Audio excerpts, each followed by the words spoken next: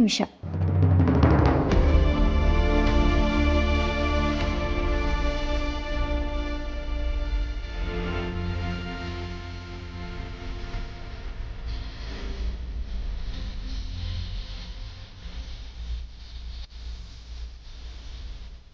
ದೇವ್ರೆ, ನನ್ನಿಂದನೇ ನನ್ನ ಮಗನ ಮದುವೆ ನಿಲ್ಲುವಾಗಾಯಿತು. ತುಳಸಿಯವರಿಗೂ ನನ್ನಿಂದ ಅವಮಾನ ಆಯಿತು. ದಯವಿಟ್ಟು ನನ್ನ ಕ್ಷಮಿಸು ದೇವ್ರೆ. ದೇವ್ರೆ, ಇಷ್ಟೆಲ್ಲ ಆಗಿದ್ದು ನನ್ನಿಂದ. ಮಾಧವ್ ಅವ್ರ ಮಗನ ಮದುವೆನೂ ನಿಂತು ಹೋಯ್ತು. ನನ್ನ ತಪ್ಪಿಗೆ ನೀನೇ ಶಿಕ್ಷೆ ಕೊಡಬೇಕು ದೇವ್ರೆ.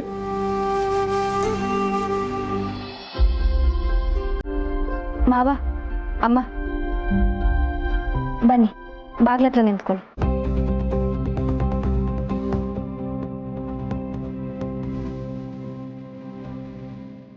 ಪರವಾಗಿಲ್ಲ ಪುಣ್ಯ. ಎಷ್ಟೇ ಮುಂದುವರೆದ್ರು ನಮ್ಮ ಸಂಪ್ರದಾಯನ ಬಿಡಬಾರ್ದು ಅಂತ ನೀವೇ ಹೇಳೋದಲ್ವಾ? ಅಮ್ಮ ಮೊದಲನೇ ಸರಿ ಬರ್ತಿದ್ದಾರೆ. ಮನೆ ತುಂಬಿಸ್ಕೊಳ್ಳೋದು ನಮ್ಮ ಕರ್ತವ್ಯ.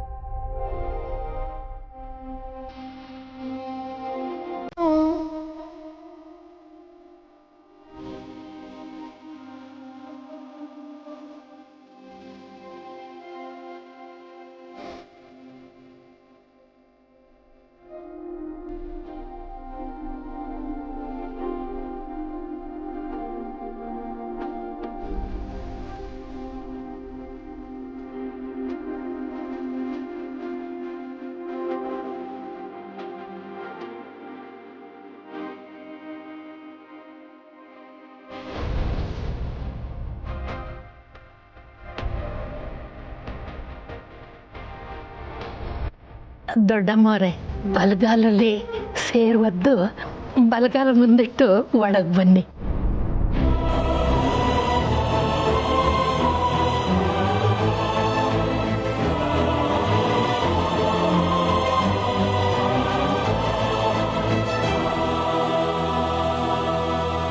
ಬನ್ನಿ.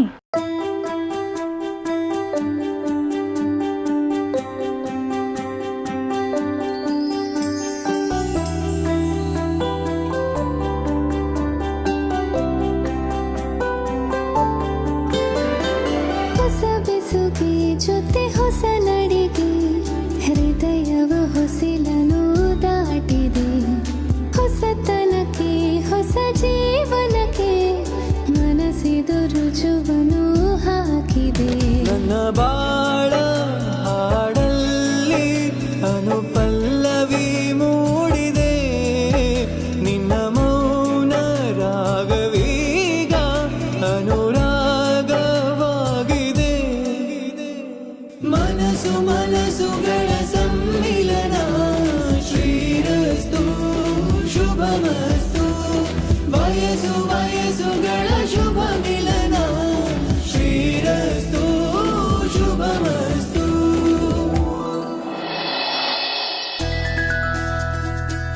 ಆದರೂ ದತ್ತಣ್ಣ, ನಿನ್ನ ಧೈರ್ಯ ಮೆಚ್ಚಬೇಕಾದ್ದೆ. ಅಕಸ್ಮಾತ್ ನಿನ್ನ ಜಾಗದಲ್ಲಿ ನಾನೇನಾದ್ರು ಇದ್ದಿದ್ರೆ ಸಮಾಜ ಏನನ್ನುತ್ತೋ ಅನ್ನೋ ಭಯದಲ್ಲಿ ಇಂಥ ಕೆಲಸ ಮಾಡೋಕೆ ಮನಸ್ಸು ಮಾಡ್ತಿರ್ಲಿಲ್ಲ. ಆದ್ರೆ ನೀನು ಅದನ್ನೆಲ್ಲ ಕ್ಯಾರೆ ಅನ್ನಲಿಲ್ವಲ್ಲೋ. ನೆಗೆದು ಬಿತ್ತು ನಿಮ್ಮ ಸಮಾಜ. ಇವರು ಮೆಚ್ಚುವ ವಸ್ತು ಸಿಕ್ಕೋಲ್ಲ ಅಂತ ನಾವು ಹೈಸ್ಕೂಲಲ್ಲಿ ಓದ್ತಾ ಇದ್ದಿದ್ದ ಪದ್ಯ ನೆನಪಿದೆಯಾ ನಿನಗೆ? ಇವ್ರು ಯಾವುದ್ರನ್ನ ಮೆಚ್ತಾಳೆ. ಚಳಿಗಾಲ ಬಂತು ಅಂತಂದರೆ ಅಪ್ಪಪ್ಪ ಚಳಿ ಚಳಿ ಅಂತಂತಾರೆ. ಬೇಸಿಗೆ ಕಾಲ ಬಂತು ಅಂದರೆ ಏನು ಶೇಕೆಪ್ಪ ಅಂತಂತಾರೆ. ಇನ್ನು ಮಳೆಗಾಲ ಬಂತು ಅಂತಂದರೆ ಈ ಶನಿ ಬಿಡೋದೇ ಇಲ್ವಲ್ಲ ಅಂತಂತಾರೆ. ನೋಡು ಶೇಷು, ಈ ಸಮಾಜ ಯಾವುದನ್ನು ಮೆಚ್ಚೋದಿಲ್ಲ ಕಣು. ಆದರೆ ನನಗೆ ಅದರ ಬಗ್ಗೆ ಚಿಂತೆ ಇಲ್ಲ ಶೇಷು. ನನಗಿರೋ ಚಿಂತೆ ಎಲ್ಲ ಸಿರಿ ಸಮರ್ಥದು. ಯಾಕೆ? ಅವ್ರಿಗೇನಾಯ್ತು? ತುಳಸಿ ಮಾಧವನ ಮದುವೆ ಮಾಡಿಸಿ ದಂಡಪಿಂಡ ಸೋಗಲಾಡಿ ದೂರ ಆಗೋ ಹಾಗಾಗ್ತಿದೆ ಶೇಷು. ದಂಡಪಿಂಡ ಕೊನೆಯಲ್ಲಿ ಮದುವೆಗೆ ಬಂದ. ನೀನು ನಮ್ಮ ಅಮ್ಮನೇ ಅಲ್ಲ ಅಂತ ತುಳಸಿನ ಬೈದು ಹೊರಟೋದ ಕಣು. ಅವನಿಗೆ ಈ ಮದುವೆ ಸುತರಾಮ್ ಇಷ್ಟ ಇಲ್ಲ. ಅದನ್ನು ನಿಲ್ಲಿಸೋದಕ್ಕೂ ಪ್ರಯತ್ನ ಪಟ್ಟ. ಸೋಗಲಾಡಿ ನಮ್ಮ ಜೊತೆಗೆ ಸಪೋರ್ಟ್ ಮಾಡ್ತಿದ್ದಾಳೆ ಅಂತ ಈಗ ಅವಳನ್ನೂ ದೂರ ಇಡ್ತಿದ್ದಾನೆ ದಂಡಪಿಂಡ. ಅಯ್ಯೋ, ಇದರಲ್ಲಿ ಆ ಮಗುದೇನು ತಪ್ಪು? ಅವೆಲ್ಲ ದಂಡಪಿಂಡನಿಗೆ ಎಲ್ಲೋ ಅರ್ಥವಾಗುತ್ತೆ.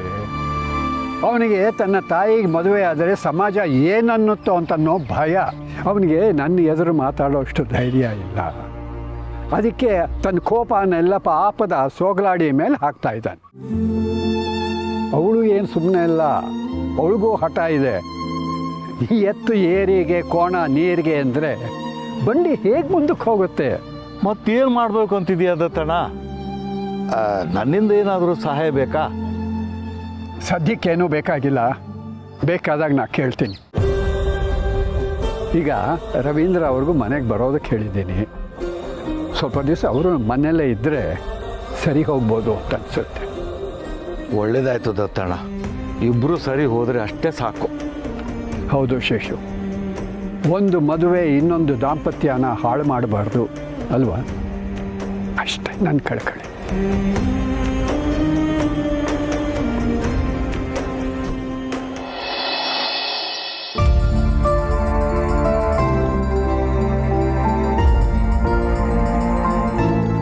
ನೀನು ಸರಿಯಾದ ಟೈಮ್ಗೆ ಬಂದೆ ಅಪ್ಪ.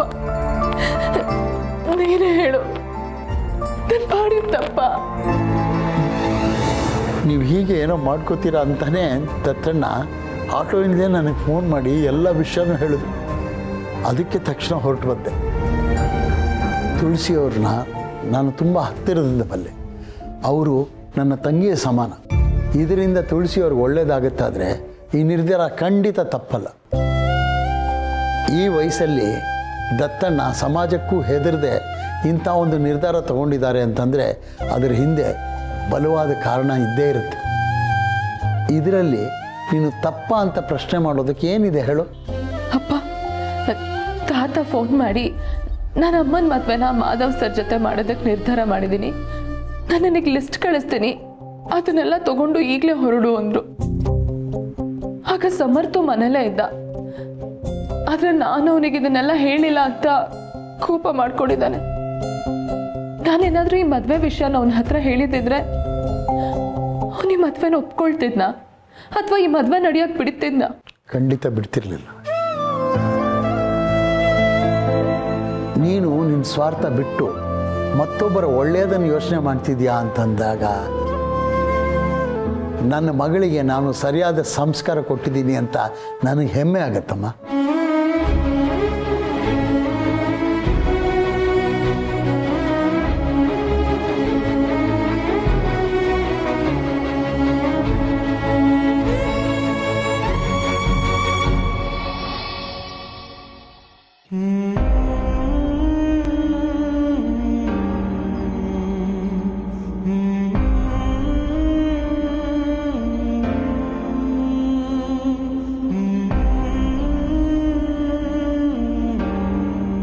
ಅಮ್ಮ, ನಮ್ಮ ಫ್ಯಾಮಿಲಿಗೆ ನಿಮಗೆ ಸ್ವಾಗತ.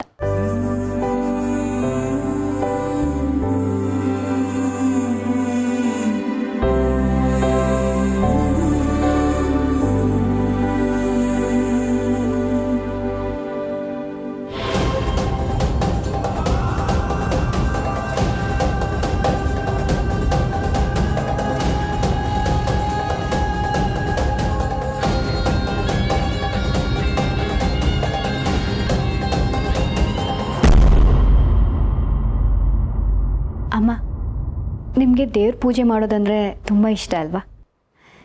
ಇನ್ಮೇಲೆ ನೀವು ಪೂಜೆ ಮಾಡೋ ಜಾಗ ಇದೆ.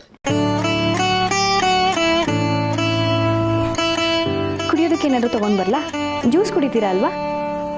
ಬೇಡ ಪೂರ್ಣಿ. ಸಂಕೋಚ ಪಡ್ಕೋಬೇಡಿ. ಬಂದೆ ಪಾಪಮ್ಮ. ಅಮ್ಮ, ಒಂದು ನಿಮಿಷ ಬಂದೆ.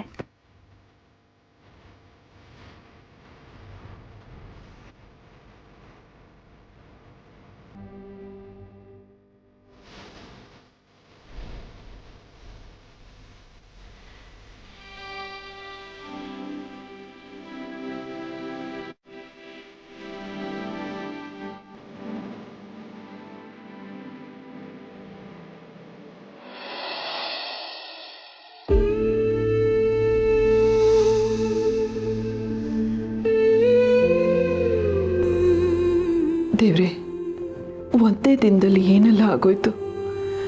ಇದೆಲ್ಲ ನಿಜನ ಭ್ರಮೆನ ಅರ್ಥ ಆಗೋದಕ್ಕೆ ಎಷ್ಟು ದಿನ ಬೇಕಾಗುತ್ತೋ ಅನ್ನಿಸ್ತಾ ಇದೆ. ಗೊತ್ತಿದ್ದು ಗೊತ್ತಿಲ್ಲದೇನೋ ಇಷ್ಟೆಲ್ಲ ಜನರ ನೋವಿಗೆ ನಾನೇ ಕಾರಣ ಆಗ್ಬಿಟ್ಟೆ. ದಯವಿಟ್ಟು ಇದನ್ನೆಲ್ಲ ಸರಿ ಮಾಡೋ ಶಕ್ತಿ, ತಾಳ್ಮೆನ ನನಗೆ ಕೊಡು ದೇವ್ರೆ.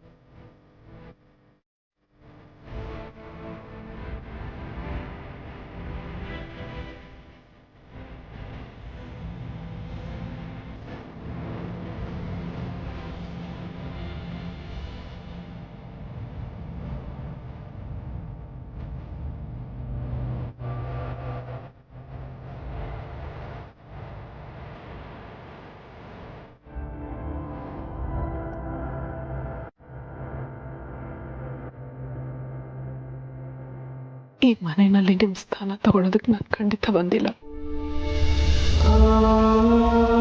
ಈ ಮನೆಗೆ ಬರ್ತೀನಿ ಅಂತ ಅನ್ಕೊಂಡಿರ್ಲಿಲ್ಲ. ಒಂದು ಅನಿವಾರ್ಯ ಪರಿಸ್ಥಿತಿಲಿ ಮದುವೆ ಆಗಿ ಇಲ್ಲಿಗೆ ಬಂದಿದ್ದೀನಿ. ನಾನು ಈ ಮನೆಗೆ ಬಂದಾಗ ಈ ಮನೆ ಜನಕ್ಕೆಲ್ಲ ಎಷ್ಟು ನೋವಾಗಿದೆ ಅಂತ ನನಗೆ ಗೊತ್ತು. ಅವ್ರು ಯಾವತ್ತೂ ನಿಮ್ಮ ಸ್ಥಾನದಲ್ಲಿ ನಾನು ಒಪ್ಕೊಳ್ಳಲ್ಲ ಅನ್ನೋದು ಅರ್ಥ ಆಗಿದೆ. ಆದ್ರೆ ನಾನು ನನ್ನ ಜವಾಬ್ದಾರಿ ಕರ್ತವ್ಯನ ತಪ್ಪಿಲ್ಲದೆ ನಿಭಾಯಿಸ್ತೀನಿ. ಅವಶ್ಯಕತೆ ಇಲ್ಲ.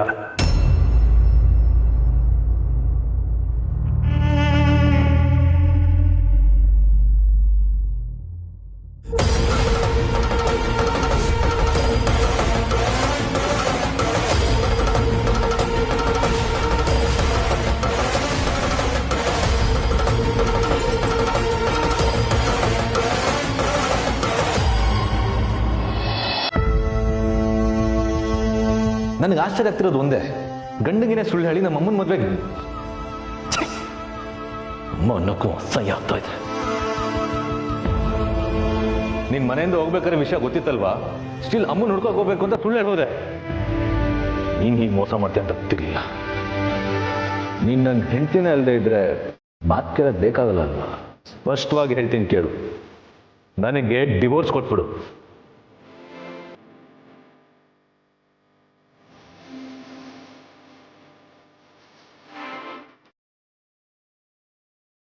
ಸೊಗ್ಲಾಡಿ, ಸೊಗ್ಲಾಡಿ. ತಾತ, ಸಾರಿ ತಾತ, ನೀವು ಬಂದಿದ್ದು ಗೊತ್ತಾಗ್ಲೇ ಇಲ್ಲ. ಏನೋ ಯೋಚಿಸ್ತಾ ಕೂತಿದ್ದೆ. ಪರವಾಗಿಲ್ಲ. ಚಿಟಿಕೆನಲ್ಲೇ ಹೇಗೆ ಎಬ್ಬಿಸ್ಬೇಕು ಅಂತ ನನಗೆ ಗೊತ್ತು. ಏನು ಯೋಚನೆ ಮಾಡ್ತಿದ್ದೆ? ಅದು ತಾತ, ಅಪ್ಪ ಬಂದಿದ್ದಾರೆ. ಗೊತ್ತು. ನಿಮಗೆ ನೀರು ತರ್ತೀನಿ ರೀ. ನೋಡೋ, ನೀರು ಆಮೇಲೆ ಕೊಡಿಸ್ಬಹುದು. ಏನಂದ ನಿನ್ನ ಪತಿರಾಯ?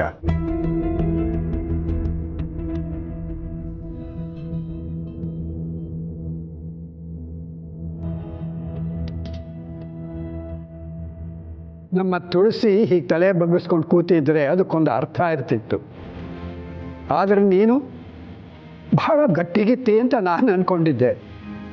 ನೀನು ಹೀಗೆ ತಲೆ ಬಗ್ಗಿಸ್ಕೊಂಡು ಕೂತ್ಕೊಂಡ್ರೆ ಹಾಗಮ್ಮ. ತಾತ, ಈಗಲೂ ತಮಾಷೆನಾ? ತಮಾಷೆ ಅಲ್ಲ ಸೊಗ್ಲಾಡಿ. ಆವತ್ತ ಓಡ್ ಹೋದವಳು ನಾಟಕ ಮಾಡಿಕೊಂಡು ಮನೆಗೆ ಬಂದಾಗ ಪೊಲೀಸ್ನವ್ರ ಥರ ಫೋನ್ ಮಾಡಿ ಆ ಜುಗ್ಗನ್ನೇ ಹೆದರ್ಸಿದವಳು.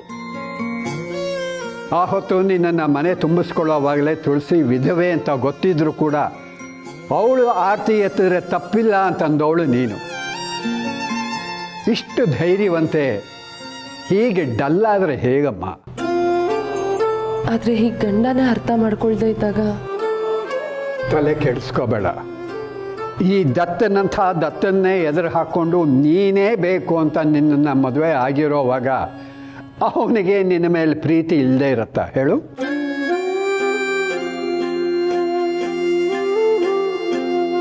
ಹುಡುಗ ಬುದ್ಧಿ ಸೂಕ್ಷ್ಮ ಗೊತ್ತಾಗೋದಿಲ್ಲ. ಈ ಸಂದರ್ಭಕ್ಕೆ ಕೋಪ ಬಂದಿದೆ, ಆಮೇಲೆ ಸರಿ ಹೋಗ್ತಾನೆ ಬಿಡು. ನೀನು ನಮ್ಮ ತುಳಸಿ ಥರ ಅಳುಮುಂಜಿ ಅಲ್ಲ, ಎಲ್ಲಾನು ಧೈರ್ಯವಾಗಿ ಎದುರಿಸ್ತೀಯ. ನನ್ನ ಮೊಮ್ಮಗನ್ನ ಸರಿದಾರಿಗೆ ತರೋ ಶಕ್ತಿ ನಿನಗಿದೆ ಸೋಗಲಾಡಿ. ನೋಡು, ಇಷ್ಟೆಲ್ಲ ಆಗಿ ಅವನು ಸರಿ ಹೋಗಲಿಲ್ಲ ಅಂತಂದರೆ ಅವನನ್ನು ಸರಿದಾರಿ ತರೋದಕ್ಕೆ ನಾನಿದ್ದೀನಲ್ಲ. ನನ್ನ ಮೇಲೆ ನಂಬಿಕೆ ಇದೆ ಅಲ್ವಾ ನಿನಗೆ?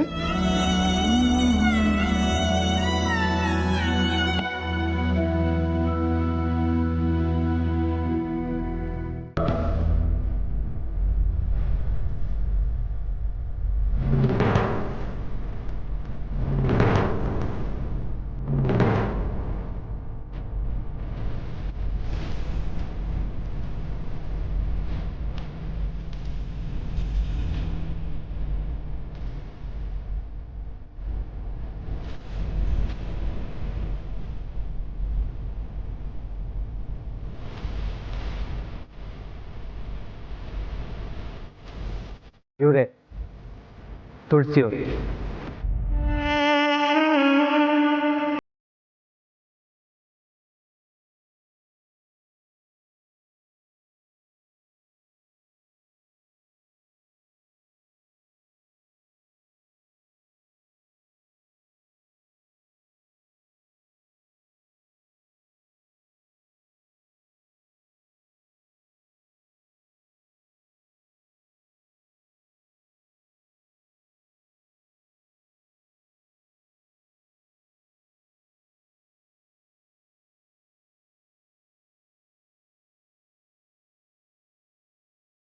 ಇರೋದು ಮತ್ತೆ ಯಾಕೆ ಹೀಗೆ ಕೂತಿದ್ಯಾ?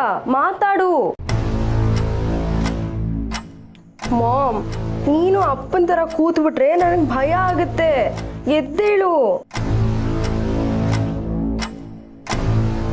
ಓಹೋ, ನೆಕ್ಸ್ಟ್ ಸ್ಟ್ರಾಟಜಿ ಯೋಚನೆ ಮಾಡ್ತಾ ಇದ್ಯಾ? ನೀನು ಏನೇ ಹೇಳು ಮಾಮ್, ನೀನು ಬಿದ್ದಾಗ ಪಾಪ ದೊಡ್ಡಪ್ಪನ ಮುಖ ನೋಡ್ಬೇಕಿತ್ತು.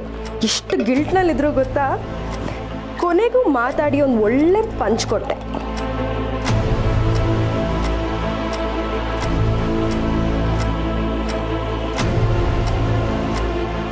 ಭಾವ, ನಾನಾದರೆ ಸಹಿಸ್ಕೋತೀನಿ ಭಾವ, ಆದರೆ ನಿಮ್ಮ ಮಕ್ಕಳು ನೋವನ್ನ ನನ್ನ ಕೈಲಿ ನೋಡೋಕ್ಕಾಗಲ್ಲ ಭಾವ.